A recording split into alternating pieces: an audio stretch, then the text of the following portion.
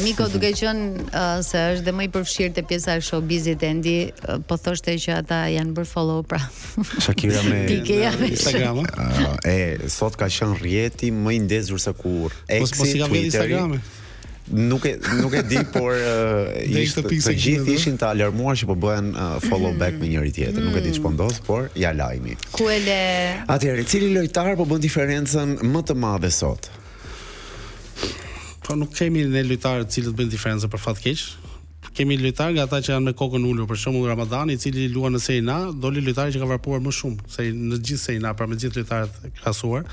Pra kemi lojtarë që janë me kokën ulur, dhe ata që janë me kokën ulur, që s'janë të gjithë për fat mirë, për fat keq, që s'janë ashtu si duhet ishin, janë më të mirë. Sot kemi mund të veçoj kapitenin Gjimshiti, që është një nga lojtarët më serioz dhe më përfaqësues, mund të them, për i përfaqësues e son.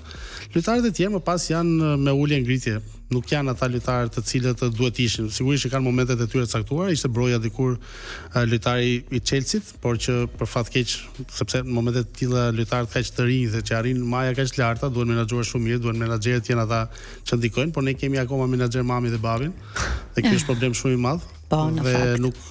Sepse nuk ecin, ka Xherdan Shaqiri kishte vllain që ishte DJ.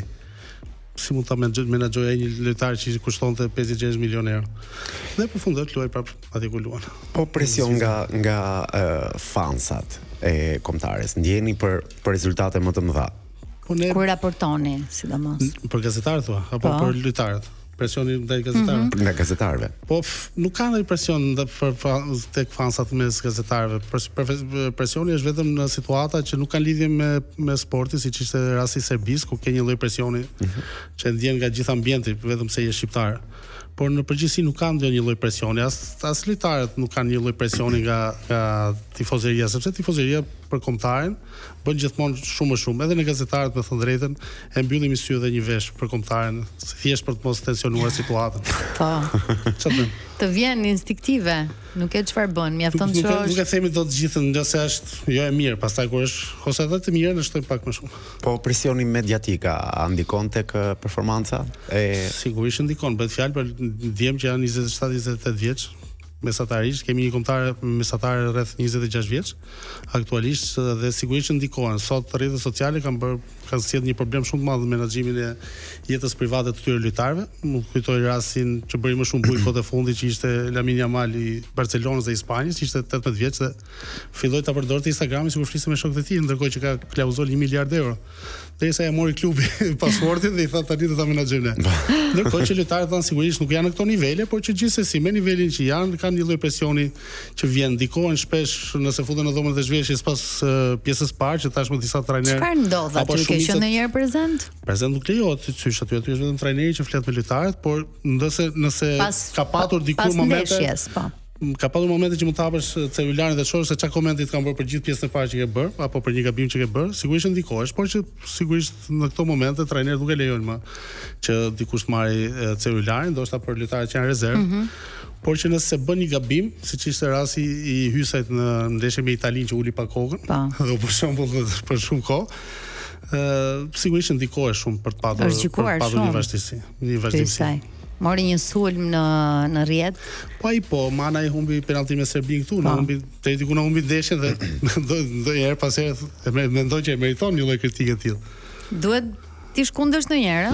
Po jo, problemi që shohim te kjo kombëtare sot është pak që është e shkëputur nga Shqipëria, sepse kanë lindur një pjesë jashtë, një pjesa më e madhe e kanë të treguar nga prindrit apo nga gjyshit se kush është Shqipëria, se çfarë përfaqëson kjo fanell që ne patjetër që çdo kom ka fanellën e tij, por që ne besojmë dhe mendojmë që kemi një lloj krenarie shumë të madhe dhe kur veshim atë fanellë është shumë e rëndësishme. Po jo të gjithë e kuptojnë ashtu, jo të gjithë kanë lidhje me ambientin aktual, vinë nga mentalitete ndryshme. Njëri ka lindur në Angli, tjetri ka lindur në Itali, shoqëria është krejt tjetër. Kështu që kanë tjetër. Kjo pas herë na krijon një lloj problematike sepse mendojnë që luajnë si me klubet, ndërkohë që me kombëtar nuk është. A ka kombëtarja ndonjë problem me menaxhimin e talenteve të reja? Po, nuk është se i menaxhon kombëtarja. Problemi i këtyre është janë menaxherët. Lojtarët të cilët lindin jashtë kanë menaxherët e huaj. Federata Shqiptare e Futbollit ka menaxherin e tij, secili dhe tashmë gjuhen apo shihen lojtarët që në moshat në 15 vjeç. Pra, me njëra aty fillon menaxhimi dhe në rastin e shqiptarëve, kryesisht me origjinë nga Kosova, janë lojtarë që ndërhyjnë prindrit shumë dhe her pas here është bëhet e vështirë sepse nëse është në moshë jo majorene, duhet të jetë prindja që do të firmosi, sepse nuk s'ka se si të jetë ndryshe, kështu që mendohet që të kërkohen. Kemi për shembull rastin e Luis Hasas, i cili priti Italinë deri në fund, nëse mund ta merrte. Kemi është Brian Gruda që luan me Gjermaninë. Po e kërkojmë shumë atë në fakt. Por shpresoj që do të ishte në listën e botrorit, por nuk është në listën e botrorit dhe prapë nuk pranon për të ardhur tek Shqipëria. Kështu që nuk është thjesht menaxhimi nga Federata Shqiptare e Futbollit, por është menaxhimi nga menaxherë dhe deri diku kur e mendon edhe se si e shohin dhe të ardhmen e tij si futbollist. Ndryshe ti je lojtar i Gjermanisë, ndryshe ti je lojtar i Shqipërisë për vlerën e tregut që kanë secili lojtar. Endi, si ka ndryshuar raportimi i sportit sa i përket këtyre 20 viteve të tuat? Thjesht është thjeshtuar. Nëse deri dje nuk kishim telefona, nuk kishim WhatsApp. Pra, nuk është se u ka filluar në 90-ta që s'kishim asgjë, por gjithsesi nuk kishim këto lloj lehtësirash. Komoditetesh, po. Do të shkoje të atakoje dikë, nuk kishe mundësi që të flisje në telefon kaq kollaj sa që sot. Dhe është bërë shumë e vështirë, por ka një lloj rivaliteti, besoj që jo të gjithë, si në çdo fushë, jo të gjithë e shohin gazetarinë si një lloj profesioni, si duhet ta shohin, të kenë atë lloj rivaliteti mes kolegëve.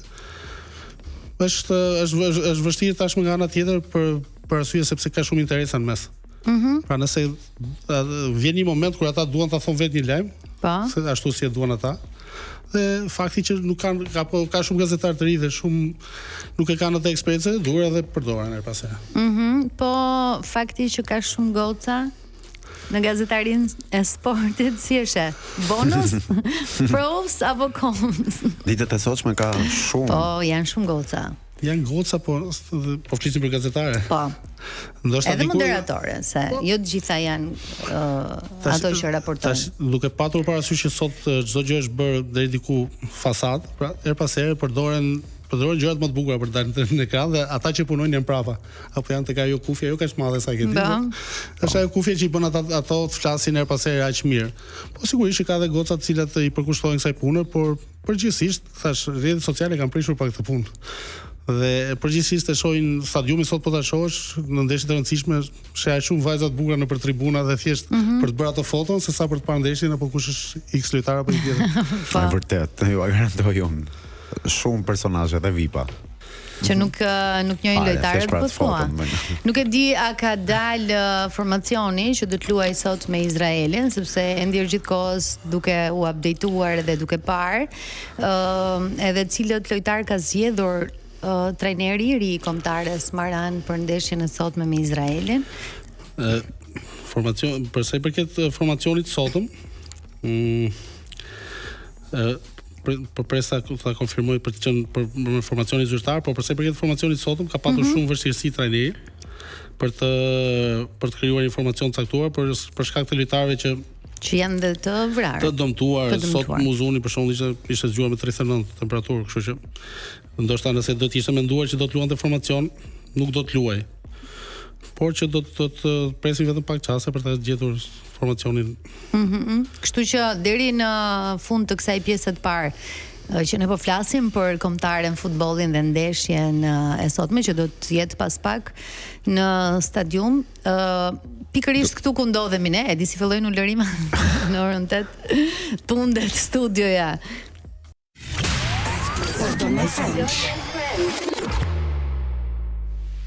Me sa duket edhe protesta po zhvillohet në anën tjetër përveç ndeshjes që po bëhet pikërisht që do të zhvillohet pas pak minutash dhe ekipi po bëhet gati, ne e kemi formacionin dhe Endi do ta ndaj tani me ne.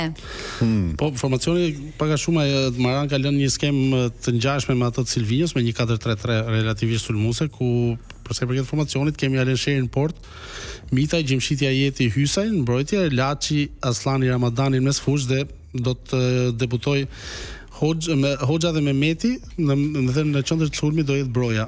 Pra do kemi dy lojtar krau që është Mehmeti dhe Hoxha, të cilët nuk kanë qenë hoxha vetëm në një ndeshje të fundit, më sa kujtoj, ka qenë në formacion me Silvinion, ka luajtur sigurisht në disa ndeshje, ndërkohë që Mehmeti erdhi para 2 vjetësh gati, shumë orë më 2 vjet, dhe tani është rikthyer, por që është lojtari ndoshta me vlerë më të lartë kampionatit ton, pasi bëhet fjalë që luan në Championship në kategorinë e dytë angleze, por që gjithsesi kategoria e dytë angleze nuk është aq pak.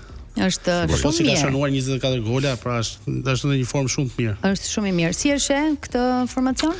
Po, mendoj që për treguar deri diku pragmatizëm nuk ka ndryshuar asgjë. Pra, në një farë ka dashur të i sigurt. Ka lënë për të kuptuar, nuk është se ka patur shumë kohë, indikuar nga mungesat e lojtarëve për shkak të dëmtimeve, kështu që nuk ka menduar të bëj shumë eksperimente, sepse Izraeli ndryshe nga Luksemburgu nuk është se toleron më shumë. Pra, thash, ne edhe historiku ne kemi patur negativ me ata, 4 fitore ata vetëm 2 ne. Kështu që mendohet të çojmë pastaj se si do të reagojnë gjatë ndeshjes. Ajo është më e vështirë për tu menaxhuar. Dhe jo të gjithë trajnerët kanë aftësi për ta lexuar ndeshjen, se kur duhet ndërhyrët dhe në çfarë momenti ndërhyret. Të shohim se si do të shkojë sot. Megjithatë, përpara se ta mbyllim, ke diçka për shtuar? Suksese çunave do të do doja të dija dhe lojtarin më të vështirë për të dhënë intervista ose për të komunikuar me mediat. Në fakt, këto lojtarët e sotëm janë të gjithë. Me zikape, no? Ky është problemi i madh, sepse thash, nuk kanë asnjë lloj feeling, nuk kanë asnjë lloj ndjesie me ne. Nuk janë rritur me ne si një pjesë e lojtarëve që ishin deri në brezin e lojtarëve që u larguan. Kështu që kanë shumë të vështirë dhe kur kanë me detyrime kanë të vështirë për ta bërë të gjë. Kështu që kjo është një mangësi shumë e madhe, por që her pas here nëse të qëllon dhe trajneri që nuk i do mediat, siç ishte Silvinho, bëhet edhe më vështirë. Ishte pak po kjo kanë në fakt një pjesë e tyre nuk dinë shqip, një pjesë e tyre nuk dinë edhe po dinë shqip nuk kanë shumë fjalë. Kështu që e kanë deri diku të justifikuar atë mungesën e intervistave. Dhe e fundit, cili lojtar po bën diferencën më të madhe sot? E fundit. Në shqiptarët. Po. Skemi asnjë që ta mbajmë të veçantë, thash, nëse flasim për Gjimshiti që është mbrojtës, ne jemi mësuar që ai që bën diferencën duhet të jetë ai sulmuesi që bën gola. Dhe bënte deri diku me teori, në fakt teorikisht Broja, por që për fat keq nuk është më ai lojtari që duhet ishte, se edhe nuk ka patur fat, është dëmtuar. Shpresojmë që të rikthehet, për momentin është vetëm fakt, nëse mund ta përmendim, është Enes Muçi, i cili është duke bërë shumë mirë në Turqi, një lojtar i cili po u rikthye me dhunë, po ta themi kështu kombëtare, sepse nuk është se donte shumë Silvinho, por që nuk është në këtë ndeshje për shkak dëmtimi, por që gjithsesi është ndër lojtarët kryesorë të formacionit të ardhshëm të marrë. Pra edhe trajnerët ecin me kështu me patjetër që po. Preferenca një ndër botat më të pista publike, ndoshta Niko mendoj që është moda, po është futbolli. Unë mendoj showbizi në përgjithësi, po futbolli është më keq se aq. Okej. Endi shumë faleminderit. Ti tani do të shkosh në stadium për jo vetëm për të ndjekur ndeshjen, por edhe për ta raportuar siç duhet, ashtu sikurse ke bërë në këto 20 vite, edhe me që jemi tek këto 20 vitet e tua, media a favorizon me tifozllëk për ta mbyllur deri në fund? Te kombëtarja ndoshta bëhet një syqor dhe një veshur, po kështu ndodh gjithë botën, nuk është se bën ne vetëm. Po me futbollistët, pra. Me futbollistët nuk besoj. Nuk besoj që bëjnë, sepse nëse fillon të bëhesh ashtu pastaj nuk jemi gazetar. Edhe ti e ke vërtetuar që je dhe një nga më të mirët, me zit kemi. Faleminderit shumë.